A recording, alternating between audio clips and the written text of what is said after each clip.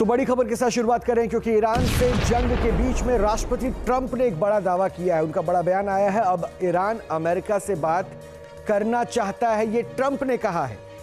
यानी ट्रंप के मुताबिक ईरान अब वार्ता करना चाहता है अमेरिका से।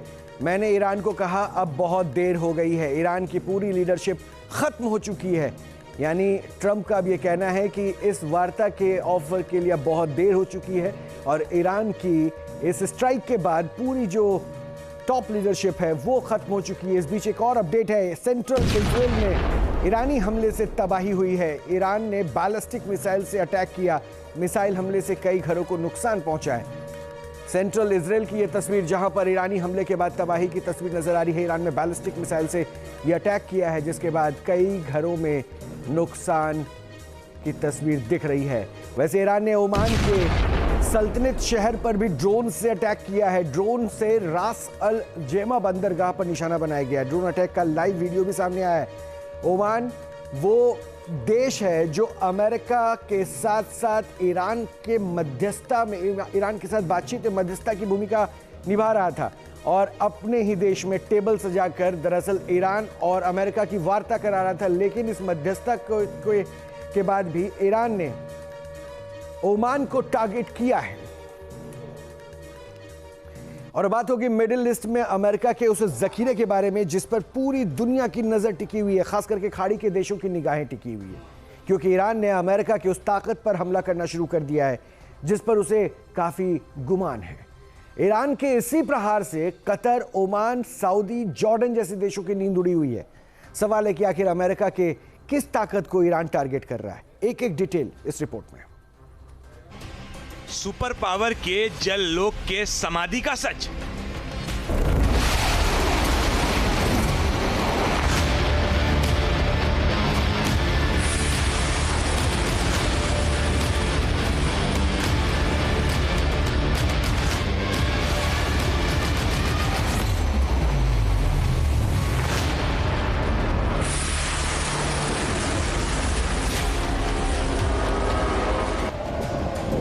यूएई परेशान।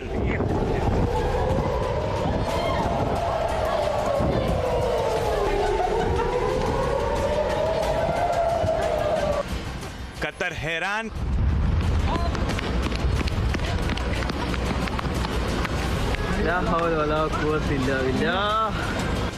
कुवैत का सूखा गला। अभी ये देखो, ओ भाई साहब,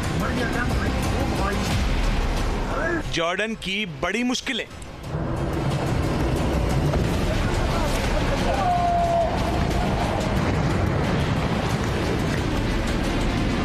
मिडिल ईस्ट में अमेरिका के जितने भी सहयोगी हैं, ईरान ने उनको धुआं धुआं कर दिया है।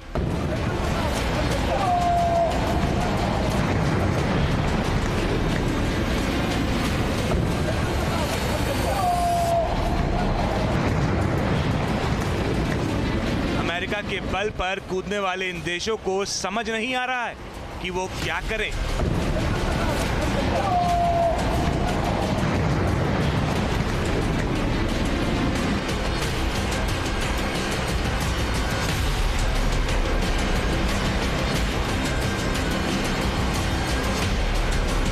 क्योंकि ईरान की मिसाइलों की बौछार से बचना मुश्किल हो रहा है।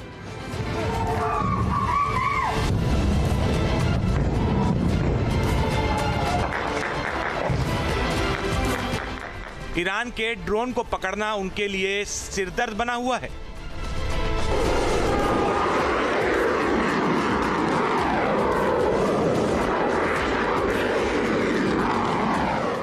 ईरान ने मिडिल ईस्ट के देशों को बता दिया है कि जितना आसान टारगेट उसको समझा जा रहा था उतना आसान होगा नहीं, बल्कि ईरान की मिसाइलों ने अमेरिका सहित मिडिल ईस्ट के देशों को सोचने पर मजबूर कर दिया है।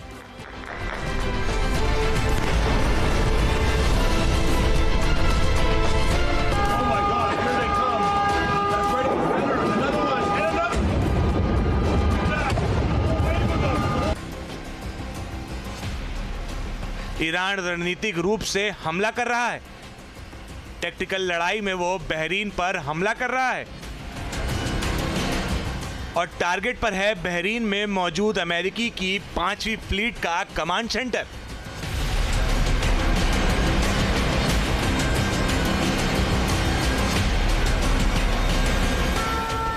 बहरीन से आ रही इन तस्वीरों को देखकर अंदाजा लगाएं कि ईरान किस कदर से बमबारी कर रहा है। ये किंग फहद ब्रिज की तस्वीरें हैं जिस पर ईरान ने ड्रोन से हमला किया है। ये ब्रिज बहरीन और सऊदी अरब को जोड़ता है। दावा किया जा रहा है कि ईरान के हमले की वजह से अमेरिकी नागरिक बहरीन से सऊदी अरब भाग रहे हैं। ईरान की मंशा भी यही है। ईरान चाहता है कि वो बहरीन में भगदड़ मचा दे।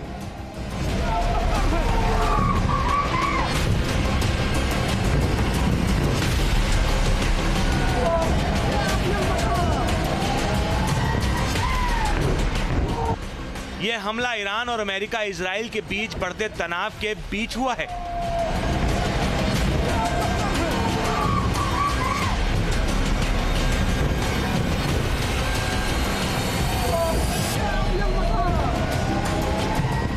ईरान का मकसद क्लियर है कि अमेरिका के उस कमांड सेंटर को तबाह करना जिससे वो मिडिल ईस्ट को कंट्रोल करता है।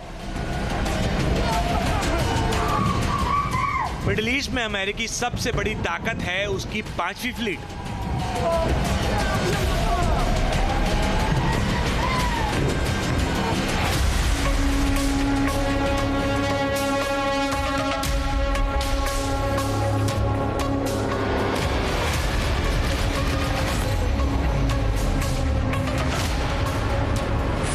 अमेरिका की 5वीं फ्लीट मिडिल ईस्ट में अमेरिकी नौसेना का सबसे ताकतवर और सक्रिय बेड़ा है जिसका मुख्यालय बहरीन में है।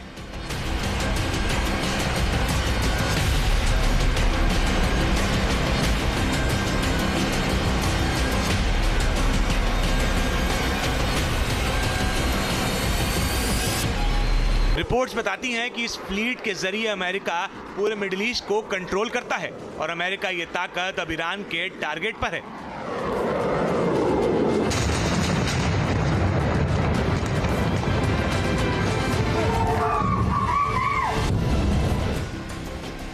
पांचवीं फ्लीट के बारे में जो रिपोर्ट है उससे दावा किया जाता है कि इसमें जहाजों की कोई स्थायी रूप से संख्या नहीं होती, बल्कि परिस्थितियों के मुताबिक जहाज, पनडुब्बी और विमान इसके अंतर्गत तैनात रहते हैं।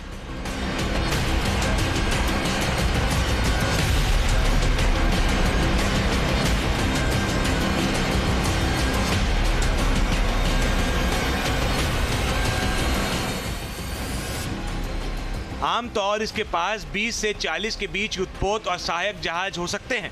इसमें aircraft carrier strike group, destroyer, cruiser, amphibious assault ships और परमाणु पनडुब्बियां शामिल हो सकती हैं।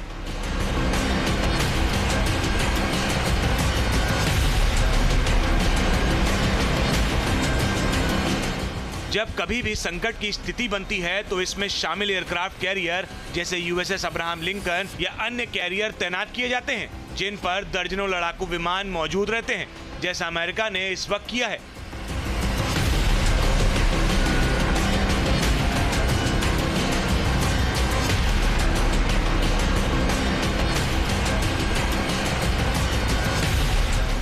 अमेरिका ने यूएसएस अब्राहम लिंकन को ओमान की खाड़ी में तैनात किया है, जहां से वो ईरान पर हमला कर रहा है।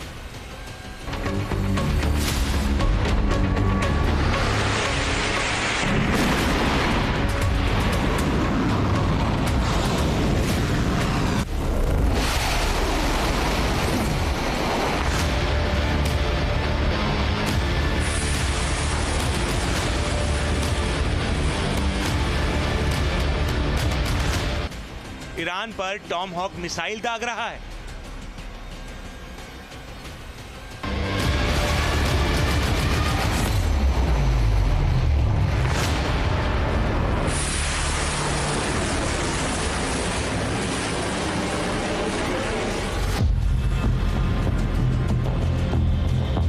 पांचवी फ्लीट के एयरक्राफ्ट कैरियर पर तैनात लड़ाकू विमान जैसे FA-18 सुपर हॉर्नेट दुश्मन के ठिकानों पर हवाई हमला कर सकते हैं।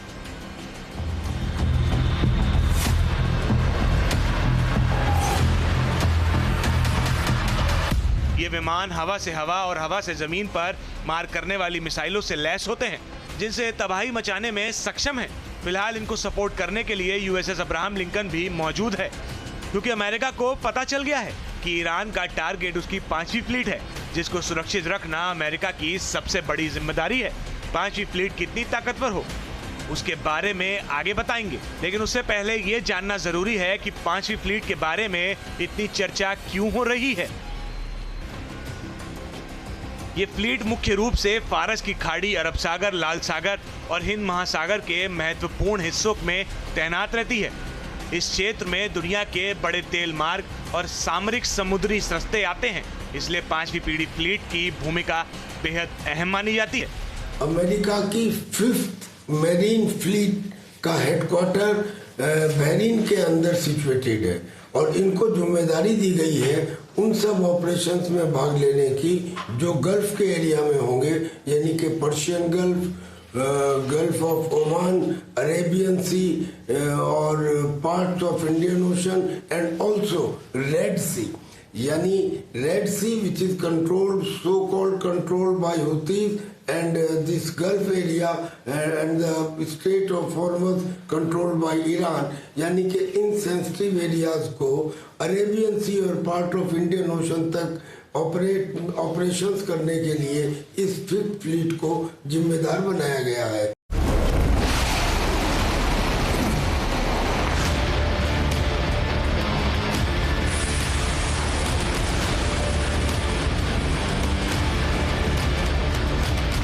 पांचवी फ्लीट पर पूरे मिडिल ईस्ट की जिम्मेदारी है, क्योंकि दुनिया का लगभग 90% तेल व्यापार इन क्षेत्रों से होकर गुजरता है और अमेरिकी नियंत्रण रूट पर सुरक्षा की गारंटी माना जाता है। लेकिन ईरान अमेरिका के इस चक्रव्यूह को तोड़ना चाहता है।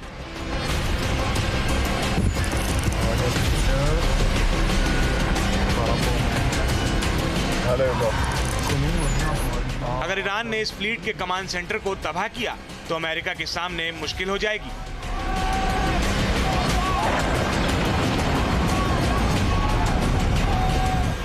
इन जहाजों पर टॉम हॉक क्रूज मिसाइल तैनात रहती है। एंटी एयरक्राफ्ट मिसाइल और एंटी शिप मिसाइल भी इन जहाजों पर तैनात रहती है।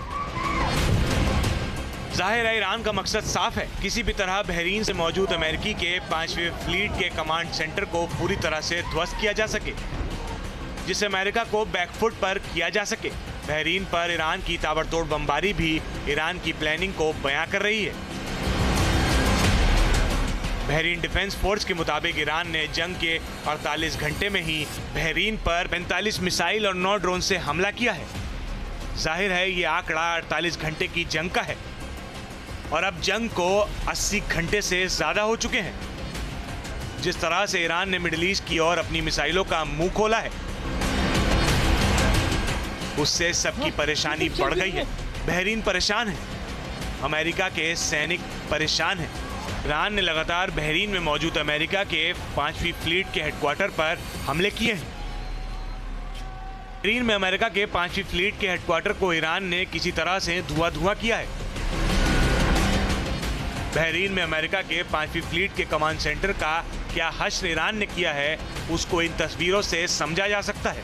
पहली तस्वीर 28 फरवरी की है, जिसमें अमेरिका का मनामा में मौजूद बेस दिखाई दे रहा है। ये अमेरिकी नेवी के 5वीं फ्लीट का हेडक्वार्टर है, जिसमें सब कुछ सामान्य दिख रहा है। लेकिन 1 मार्च की तस्वीर को देखिए, इसमें तबाही के निशान नजर आ रहे हैं। ईरान की मिसाइलों ने काफी तबाही मचाई है। अब इन तस्वीरों को गौर से देखिए, कैसे ईरान ने मनामा में मौजूद अमेरिकी नेवी के 5वीं फ्लीट के मुख्यालय को तबाह किया है। सैटेलाइट तस्वीरों में तबाही के निशान दिखाई दे रहे हैं। सोचिए ये तस्वीरें 1 मार्च की हैं, मतलब कि जंग के पहले दिन की। अब तो ईरान और भी अग्रेसिव है, बहरीन में ताबड़तोड़ हमले कर रहा है। बताया जा रहा है कि बहरीन के मनामा में यूएस नेवी के 5वें फ्लीट मुख्यालय को 2 सैटेलाइट टर्मिनल सुविधाएं ईरानी हमलों के बाद नष्ट हो गई हैं। ये हमला ईरान के सर्वोच्च नेता अयतुल्लाह अली खामनेई की मौत के बाद ईरान ने किया है।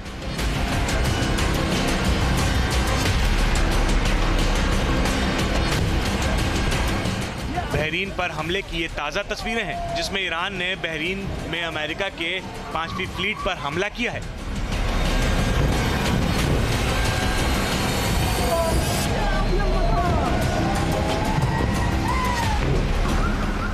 बताया जा रहा है कि ईरान के इस हमले में अमेरिका ने कई सैनिक को घायल किया है। बहरीन में अमेरिका के 5वें फ्लीट के मुख्यालय पर हमले के बाद इलाके में तनाव चरम पर है। ईरान ने क्लियर कट कहा है अपनी सुरक्षा के लिए महत्वपूर्ण कदम उठाएगा। पूरे मिडिल ईस्ट को धुआं कर रही है। ईरान की मिसाइल अटैक में अमेरिकी थिंक टैंक परेशान है। उनका कहना है कि अमेरिका ने इतने साल में मिडिल ईस्ट को जो इंफ्रास्ट्रक्चर डेवलप किया था वो धीरे धीरे तबाह हो रहा है।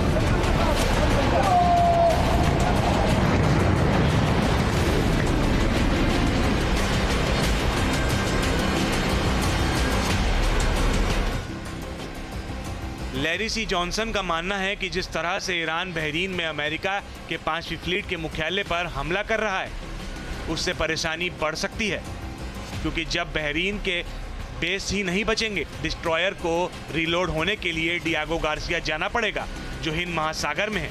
अगर ऐसा होता है तो अमेरिका के लिए काफ़ी परेशानी होगी। उसके डिस्ट्रॉयर का तो आने जाने में ही वक्त लगेगा, तो फिर जंग कैसे लड़ेगा?